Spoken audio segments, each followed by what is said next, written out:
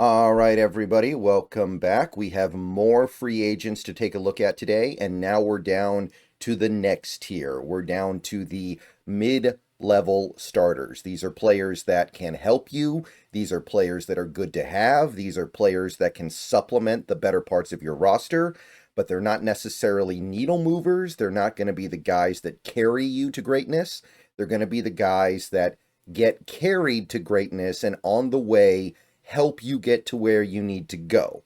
So there's going to be less money involved. There's going to be less risk involved. You're looking at more like 1 year or 2 year deals mostly, but you are still getting quality players that might have a flaw. Maybe they're getting old. Maybe they haven't had their breakout season yet. Maybe they haven't gotten over that hump yet. Whatever it may be, you can't depend on these guys to carry you to where you want to go. So use these players correctly, put them in the right situations, and you can have some great things happen. But if you're leaning on these guys to be the reason why you get to a championship, you're probably going to be disappointed. So we're going to count down from 10, going to list my 10 favorite mid-level starter free agents to pursue. And by the end of this video, we'll have a pretty good idea of who I like this team to go after.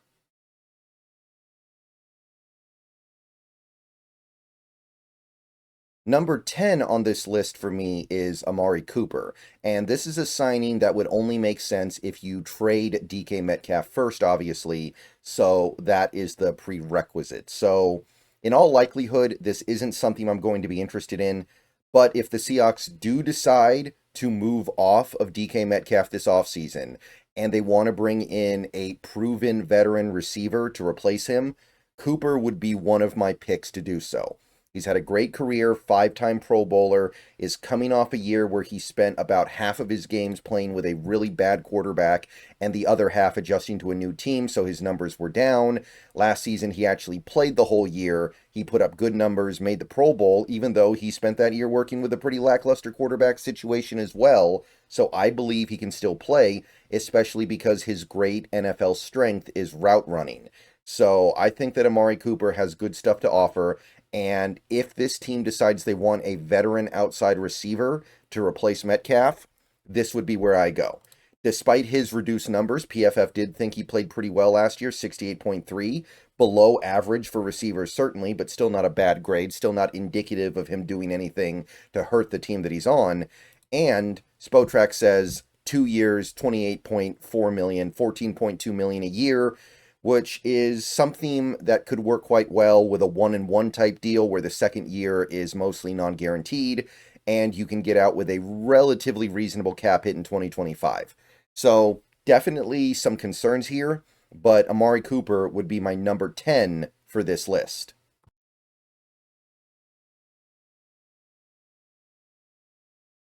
Number 9 on this list for me is Xavier Woods, the safety most recently with the Carolina Panthers. To me, Xavier Woods would be a great pick to be your third safety for 2025. You sign him to a 1-year deal and you tell him he's only going to be playing about half the game if everybody's healthy and that he'll be able to make meaningful contributions in those 30 or so snaps per game. Over the last couple years, he's been a full-time starter, and he hasn't been bad either on a team that has been one of the worst in the league. So you know that he can play effectively. You know that he can offer some positive things. He was a good player in Dallas and Minnesota as well. But if you put him on a defense that supports him a little bit better and allows him to only play about half the game, I think that you could get something really special here. He's not particularly old yet. He's going to turn 30 this offseason, but I don't think it's to the point where we have to worry about him falling off a cliff yet. PFF wasn't a big fan of him last year, but I want to point out he played over 1,200 snaps. That's a lot to ask of any non-superstar defensive player. So I think if you put him on a more restrictive snap count, like maybe 500 or 550 at most, you would get some pretty great results. Spotrac says 1 year, 4.4 million. I think that's pretty reasonable. I think that would be about right. I don't know if I want to give him multi-year money. Maybe I'd go with a 1-and-1. But either way, Xavier Woods would be one of my favorite picks to round out the safety room, and he's number 9 on this list for me.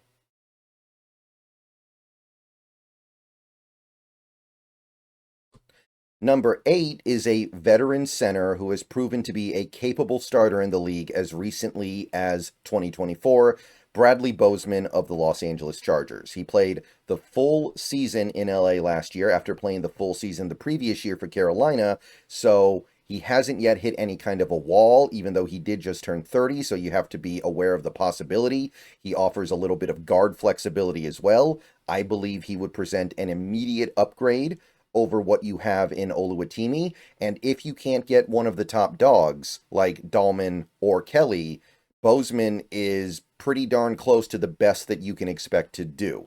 PFF thought he was about average last year, which isn't the most exciting thing in the world, but I do think that his veteran experience and his level of comfort with running the calls of an offensive line is going to provide with a clear upgrade over what you have, and is about the biggest upgrade you can make without making a huge monetary investment or an over-the-top draft pick investment that will also come with a little bit of a wishing on a lucky star.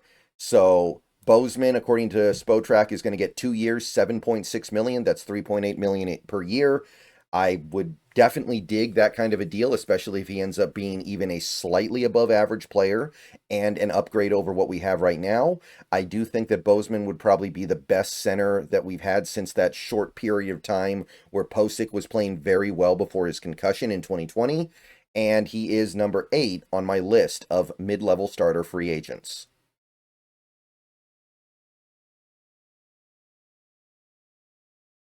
Number 10 on my list is Dalton Risner, offensive lineman, most recently for the Minnesota Vikings. Going to turn 30 this offseason, should still have a decent amount left in the tank. Dalton Risner is an interesting case.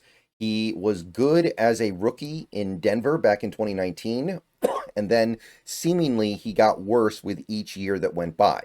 He ended up leaving Denver without a second contract, went to Minnesota, and has actually been pretty decent for them over the last 2 years as a part-time starter, helping to rehabilitate his reputation a little bit. Now, this one works in a few different ways, which is why I like it. I don't know if I want Dalton Risner to be my starter at left guard or right guard, because in 2024 he did actually play his entire season out at right guard, so it could work either way, could work both ways, could work one way better than the other way, but still work okay the other way. I don't know if this guy should be a starter, but if you sign him, you give yourself veteran insurance in case the draft doesn't work out exactly the way you want. You can get a guy like a Dalton Risner and say, hopefully he's our backup at one or both of the guard spots, but if we're not able to close the deal with certified starters at one of those two positions, Risner is competent. Now, competent is a little bit of a dangerous word when you're talking about offensive linemen, I think, because sometimes the difference between competence and Austin Blythe or Evan Brown is very, very thin. But this is something that works in a few different ways because of his versatility and because of his mid-level contract, or at least what is likely to be a mid-level contract. Spotrac says 2 years, $6.7 million. That's $3.4 million a year.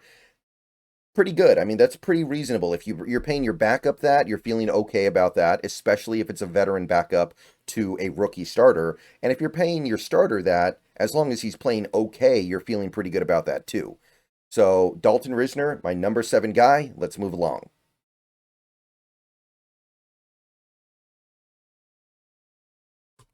Number 6 on my list is another interior offensive lineman, James Daniels. Generally considered to be a right guard, he's been an effective player for the Steelers for a few years after starting his career in Chicago. Now, this is a tricky one because James Daniels is coming off a season where he only played 4 games and then got injured and missed the rest of the season. So we don't have a great amount of data to pull from recently. But we do know that in 2024, in the 200 or so snaps he played, he was looking like he was having his best season ever, which would make some sense because he just turned 27, so him hitting his prime now would line up with what we typically expect. Now, PFF thought he played phenomenally well in 2024 when he played. You go back to 2023, though, it's still pretty good, 62.1. All of those snaps played at right guard. So you're still getting a good player, even if he reverts back to what he was in the previous season. And Spotrac thinks there is going to be a pretty heavy discount here because he only played 4 games last year and he hasn't reached any kind of stardom yet. 2 years, 15.5 million, that's 7.8 million a year. Yeah, I'd say that is pretty reasonable for a player who might be coming into his own here and might have had his burst delayed a little bit by the fact that he got hurt. Now, there is a little bit of risk implied there, but think about it like this. This is significantly cheaper than the Mekhi Becton contract we looked at earlier, and that had risk too. Now, maybe Daniels doesn't have the upside of Becton, but maybe he does, honestly, the way he was playing when the year started in 2024. So James Daniels is my number 6 pick for this video.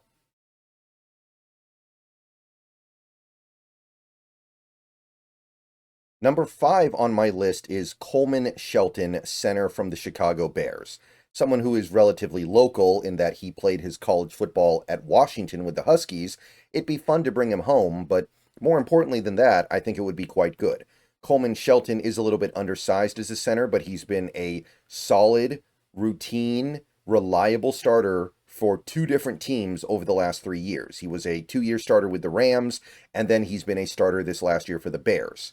And on an offensive line that was quite bad in 2024, on a team that allowed their quarterback to get sacked more than any other team in the league, Coleman Shelton actually stood out as being one of the better players up front, much like Tevin Jenkins next to him. In fact, it might be fun to bring in both so those guys would have some familiarity and continuity with each other going into 2025. 66.4 by PFF, which is above average, one of the better centers in the league, and he played the whole season, over 1,100 snaps. So if you don't want to get a top shelf center, of which there are only a few this year anyway, Coleman Shelton might be one of the best things you can do. He's about to turn 30, so age isn't a huge problem yet. You can give him a multi-year deal and not feel bad about it. 2 years, 11.7 million, 5.8 million per year is what Spotrac estimates. And I think there would be a good deal of confidence that Shelton would be at least above average. I don't think this is another Austin Blythe or Evan Brown situation. I think there would be a degree of confidence here that you would not have in somebody even like Bradley Bozeman, who we just talked about. So Coleman Shelton is my number 5 pick for this video.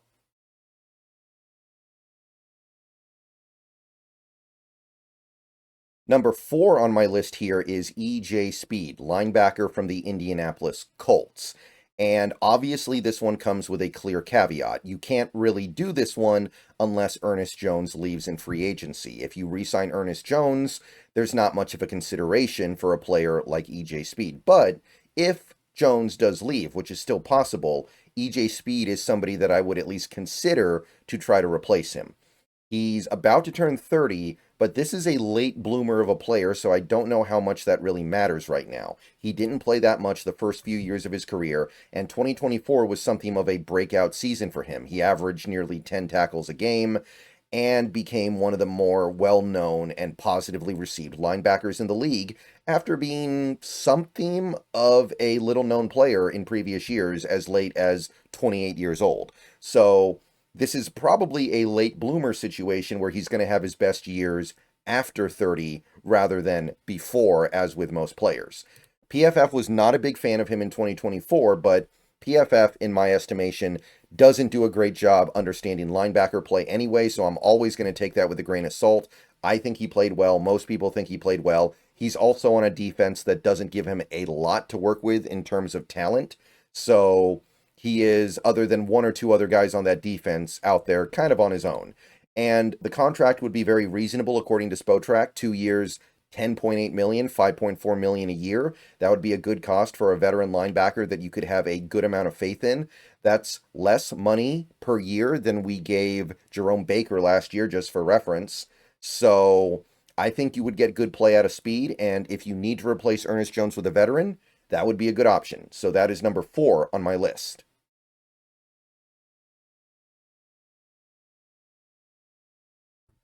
Number 3 here for me would be a nose tackle, Tedarrell Slaton of the Green Bay Packers. And Slaton is coming off a little bit of a tough year in 2024. His snaps overall went down a little bit, but the main problem that he ran into was that he was asked to play in B gap a lot more and had his A gap responsibilities slashed to close to nothing. And it sure seemed like his play suffered significantly for it. So my plan with TJ Slaton would be pretty simple. You sign him knowing that the value is going to be a little bit depressed because he didn't have a great 2024, and you allow him to play a significant percentage of his snaps in A gap as a true nose tackle. That seems to be where he is meant to play. Doesn't seem like he's really meant to do the pass rushing stuff. Doesn't really seem like he's meant to do the 3-tech stuff. So you sign TJ Slaton, as he's often called, and you should get something a little bit closer to what he gave the Packers in 2023. Above average play, quality nose tackle play, rather than the miserable grade that he got for 2024 when he was mostly doing 3-tech stuff. The market value on him is 1 year, $3.8 million. I think that would be pretty agreeable. I would not mind going multi-year either. This guy is 27. He's going to turn 28 in October. So he should be coming into his prime. He's just coming off his rookie deal. This would be a great veteran option to take care of the nose tackle issue that this team is probably going to have going forward. So even though he plays a little bit of a devalued position, even though he won't be on the field for the most important snaps on defense, I like the fit so much and I like the cost so much. I think Tedarrell Slaton is my number 3 mid-level starter for the Seahawks to sign.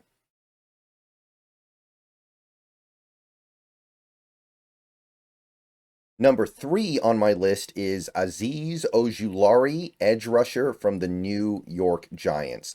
A former second-round pick, Aziz has had some issues getting into the NFL so far as what was anticipated of him when he was drafted. After finishing out his rookie deal, he hasn't been able to consistently stay on the field, and he hasn't been able to ascend to one of the elite NFL players. But I still remember what he was doing as a rookie when he actually had one of his best years, getting 8 sacks and actually playing all 17 games in 2021.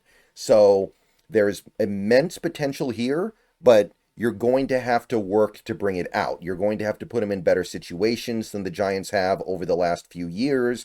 You're going to have to give him better players around him, and he's going to have to actually stay on the field. But I think there's every reason to believe that if those things go his way, he can become a very good player in this league. Now, PFF, not a fan. They have not been kind to him for most of his career, realistically. But again, this is a little bit of a reclamation project, but it's a reclamation project that I really like the idea of. This guy could become a star edge in this league, and he's so young. He's not even 25 yet. Maybe it was a mistake to expect Ojulari to become some great player on his rookie deal when he was coming into the league at 20. Spotrac thinks you're going to have to pay a decent amount for that potential, as you do with edge rushers in general, 2 years, 15.1, but I would do that. I think this guy would fit into our rotation. I think he would look a lot better getting to play with other good edge players that allow him to not play every snap, and I think that it would increase his chances of staying healthy and becoming the player that people thought he was going to be in the draft. So Aziz Ojulari is my number 2.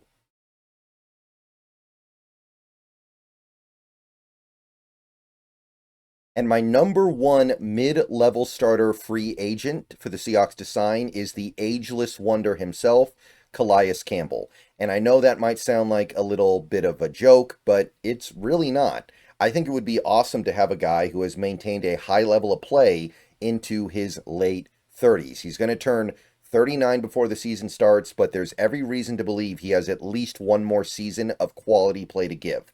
He's coming off a season where he played every game and made meaningful contributions to a Miami defense that lost most of their talent in free agency in the 2023 offseason. So Calais Campbell seems like he can still do it. PFF thought he was downright elite in 2024 on over 600 snaps. So I think if you signed this guy and you gave him, say, 400 snaps or even 500 over the course of the season, he would maintain a high level of play, and he would be the perfect depth piece on the defensive line to allow us to have a complete rotation and really, really just shore everything up without a big expenditure of capital. Now, this is where things get interesting with Campbell. Right now, Spotrac estimates he's going to get 1 year, $7.1 million. At that price, I'm going to have to blink in all likelihood. I don't know if I can do that. I don't know if he's going to be worth that.